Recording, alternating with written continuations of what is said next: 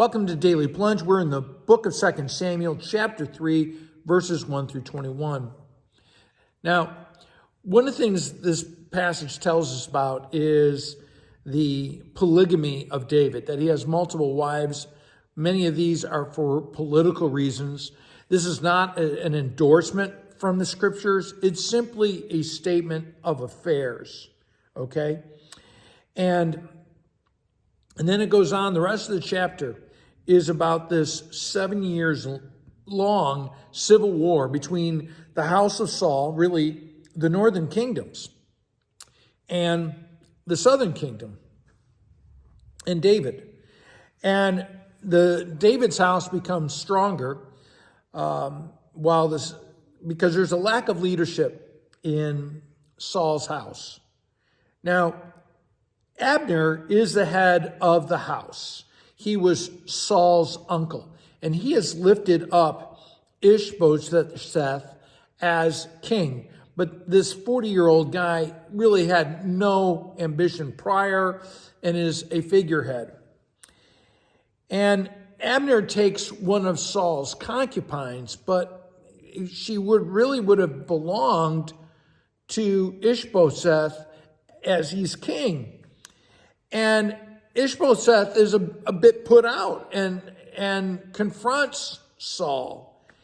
And Saul is put out that he's not appreciated enough for everything he does to prop up this puppet king. And Ishbosheth has no power, no influence. He can't argue with Abner. He's afraid of Abner. So Abner says, okay, I'm going to make sure that what God has promised to David is going to come true. Now, let's be clear about something. Abner is a political opportunist. He's a politician. And this is all about enhancing his own position. God is using him for his purposes, but Abner's all about himself.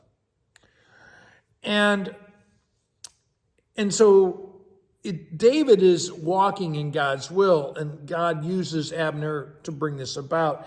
And Abner schemes. The Lord has, he goes to David and he says, the Lord has sworn to give you the land. And so make a covenant, make a contract, right, with me. And I will make sure that these kingdoms, the kingdom of Saul, is transferred over to you. I'll bring Israel on board for you. And David says, fine, but to do this deal, you have to bring me my wife, Michal, who is Saul's daughter, and she is David's first wife, right? And so I am betrothed to her. I paid 100 pagans' lives for her. And what's interesting is that he says this to Abner, but he really gives this command to Ishbosheth, give me my wife, and David is negotiating with this other king, but it really is the end of that other kingdom. And her, this poor man who is her husband, he comes weeping behind. And they've reached this negotiated settlement. Ishbosheth is now no longer the king, but he's still honored as a man who has influence.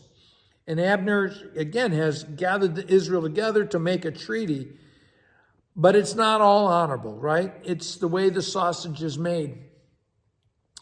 I think a lot of times as Christians, we would like everything to be up and up and to be completely honorable, but we are fallen beings. And we are doing the best we can as a nest of sinners to walk in God's ways. We live by grace, not by works. We live by grace, not by perfection. And we see this in David. Well, thanks, friends. Have a blessed day.